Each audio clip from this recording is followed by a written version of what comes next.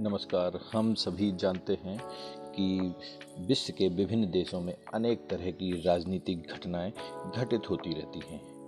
यह घटनाएं अंतर्राष्ट्रीय स्तर पर देशों के मध्य के संबंधों को भी प्रभावित करती हैं और कहीं ना कहीं अंतर्राष्ट्रीय राजनीति को भी प्रभावित करती हैं। ऐसी ही एक घटना ब्रिटेन की राजनीति से संबंधित है जो हाल ही में घटित हुई।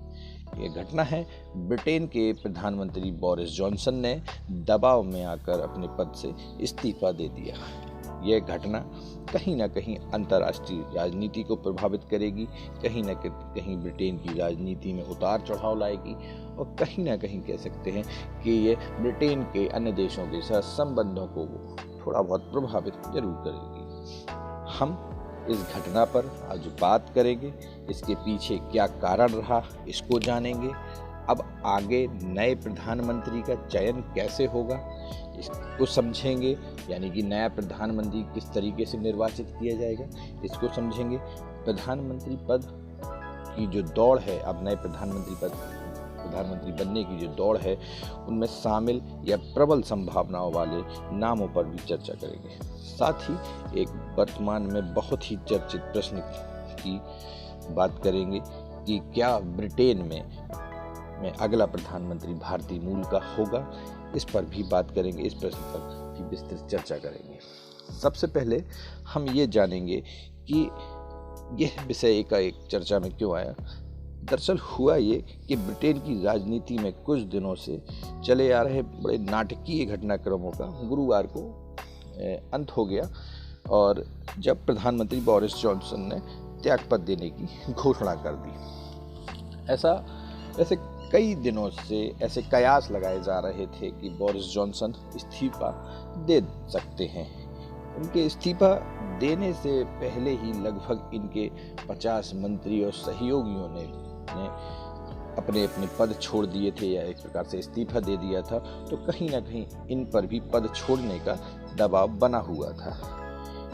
इन्होंने जब पद छोड़ा उसके बाद जो अपने कार्यालय सह आवास 10 डाउनिंग स्ट्रीट पर मीडिया से बात करते हुए ये कहा कि अभी मैं जब तक किसी नए प्रधानमंत्री का चयन नहीं हो जाता है तब तक के लिए प्रधानमंत्री बना रहूँगा।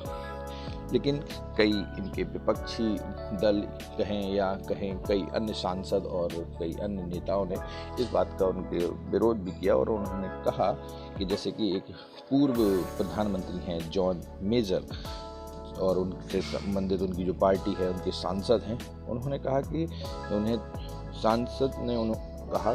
उन्हें तुरंत अपने पद से हट जाना चाहिए, उन्हें तुरंत अपने पद को छोड़ देना चाहिए और नए नेता के चुनाव तक एक कार्यवाहक प्रधानमंत्री नियुक्त करने की उन्होंने मांग की। ऐसी उन्होंने मांग की। अब हम बात करेंगे कि ऐसा क्या कारण रहा जो उन्होंने इस्तीफा दे दिया। ऐसा क्या कारण रहा जो बोरिस जॉनसन हैं, जिन्होंने 2019 में अच्छा खासा बहुमत प्राप्त किया और राजनीति की जो पूंजी जुटाई थी वह धीरे धीरे 2022 के मध्य तक आते आते अंत बिंदु तक पहुंच गई है, एक प्रकार से समाप्ति की तरफ पहुंच गई है। तो ऐसे क्या कारण रहे, तो सबसे पहले तो हम उन कारणों को जानेंगे और मूल कारण है उनका। सबसे पहला कारण है कि क्रिस स्प्रेंचर का यौन दुर्व्यवहार को उन्होंने नज़रअंदाज किया और उनको एक बड़े पद पर नियुक्त भी किया।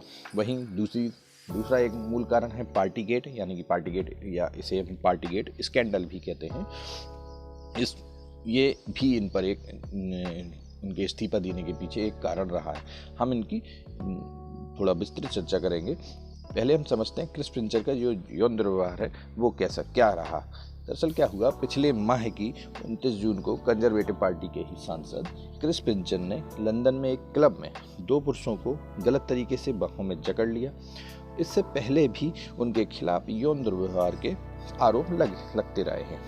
इसके बावजूद बोरिस जॉनसन ने उन्हें अपने डिप्टी चीफ व्हिप के पद पर नियुक्त किया और जब मामला बढ़ने लगा तो बोरिस जॉनसन ने कहा कि मुझे क्रिस स्प्रेंचर के यौन दुर्व्यवहार के बारे में कोई जानकारी नहीं है और न जानकारी थी। तो उन्होंने ऐसी बात कही। लेकिन जब सत्यता सामने आई और कागजों में पूरा सब कुछ समझ में आया कि उनको इस बात की जानकारी थी, तो कहीं ना कहीं हालांकि उन्होंने जनता से और अपनी पार्टी से माफ़ी तो मांगी, लेकिन कहीं ना कहीं ये एक प्रकार से गलत है, क्योंकि आप इतने बड़े पद पर हैं, आप अगर आपकी सत्यनिष्ठा की अगर बात नहीं होगी, अगर आप सही नहीं बोलेंगे, तो फिर कैसे आप पर जनता भरोसा करेगी। दूसरी बात ये कि एक और इन पर आरोप है पार्टी गेट का। दरअसल हुआ ये कि जॉनसन को कोरोना लॉकडाउन का उल्लंघन पर जून 2022 में अपनी जन्म तिथि पर उन्होंने क्या हुआ, एक पार्टी में शामिल होने का आरोप लगा था उन पर, और जो पहला लॉकडाउन था उनके दफ्तर जो 10 डाउनिंग स्ट्रीट है वहाँ पर भी कई नियमों का उल्लंघन कर पार्टियाँ हुई थी। इसी पार्टियाँ जो हुई हैं, उत्सव हुए हैं, इसी को पार्टी गेट या पार्टी गेट स्कैंडल नाम दिया गया था। इसमें पुलिस ने लगभग 80 से ज़्यादा लोगों के ऊपर मुकदमा दर्ज किया था और जुर्माना लगाया था।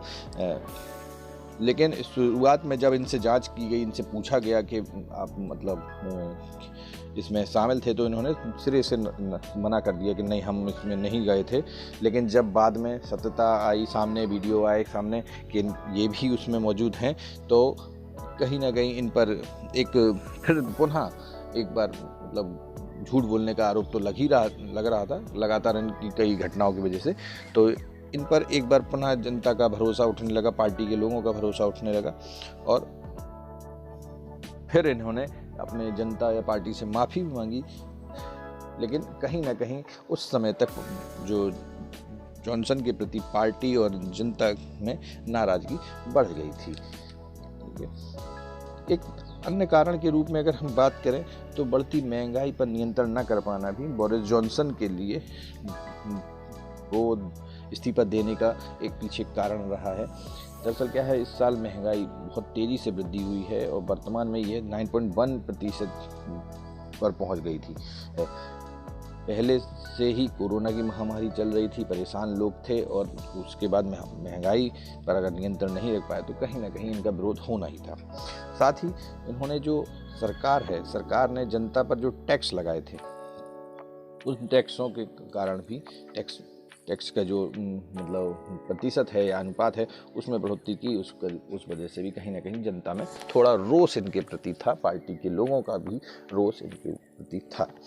तो इस प्रकार हमने समझा कि इनके पीछे ये कुछ 4 कारण रहे कि एक पहला कारण रहा है कि क्रिस पिंचर का उन्हें नियुक्त करना, उनके यौन दुर्व्यवहार को नज़रअंदाज करते हुए।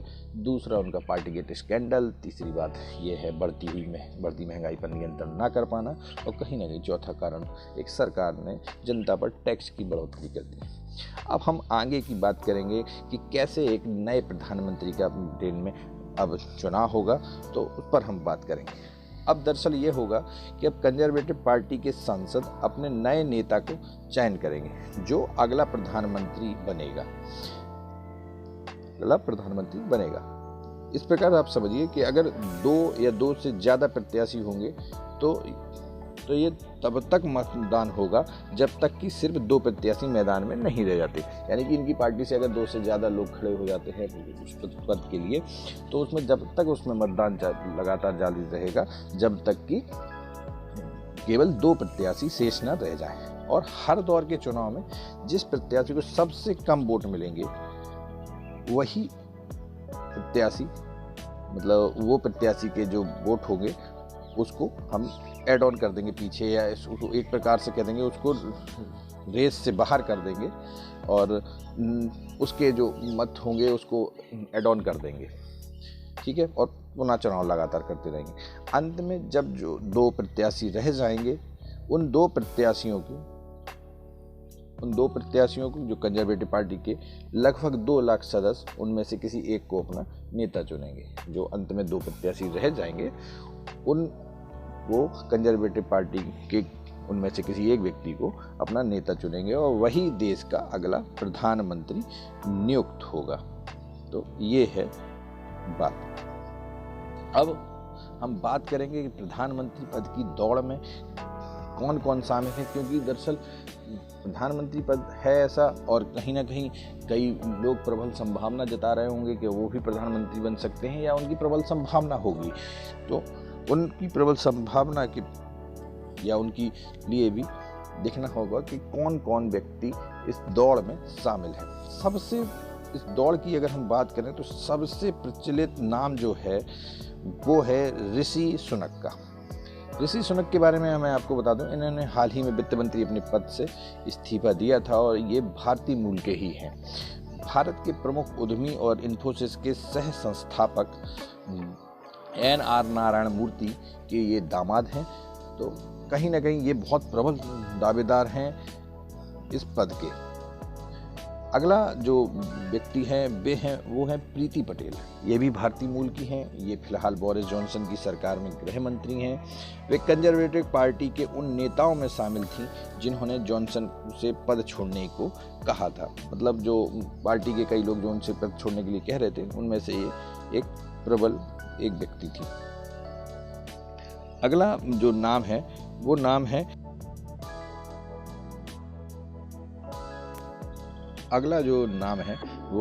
Suella Braverman.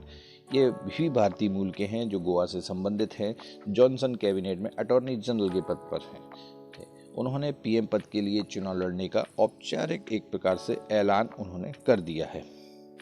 अगला जो व्यक्ति है वो है स्टीव बेकर। ये यूरोपीय संघ से ब्रिटेन के अलग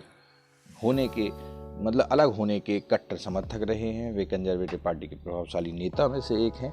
तो कहीं ना कहीं ये भी प्रधानमंत्री पद की दौड़ में एक प्रकार से शामिल हैं।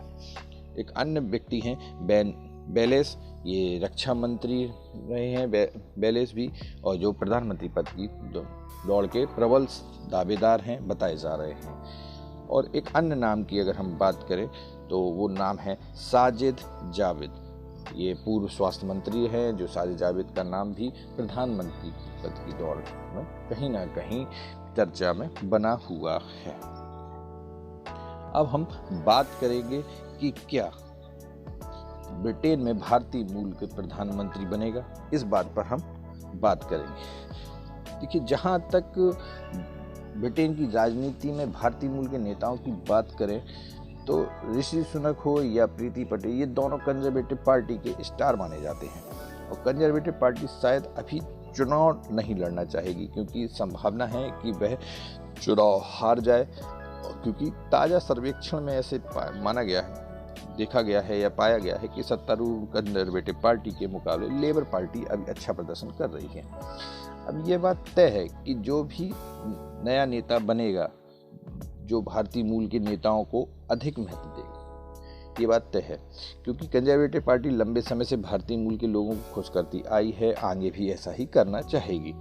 तो माना जा सकता है कि इसकी प्रबल संभावना है कि अगला ब्रिटेन का प्रधानमंत्री भारतीय मूल का ही हो। तो इसकी काफ़ी अधिक संभावना है। और रही बात अन्य नामों की, तो कहीं ना कहीं चाहे ऋषि सुनक हो, प्रीति पटेल हो, सुएल ब्रेवर हो, आदि ऐसे नाम हैं जो बहुत प्रबल संभावना रखते हैं कि ब्रिटेन के अगले प्रधानमंत्री पद तक पहुंचने की इनकी प्रबल संभावना है, और जो भारतीय मूल के हैं। तो इस प्रकार हमने इस घटनाक्रम को पूरी चर्चा की और इस पर हमने बात की।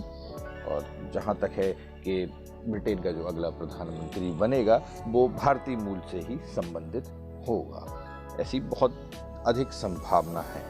अब हम आगे इस टॉपिक को विराम देते हैं और इसी के साथ हमने जो चर्चा की, इसकी आशा है आप लोगों को इस चर्चा में आपको काफ़ी जानकारी प्राप्त हुई हो। इसके साथ धन्यवाद।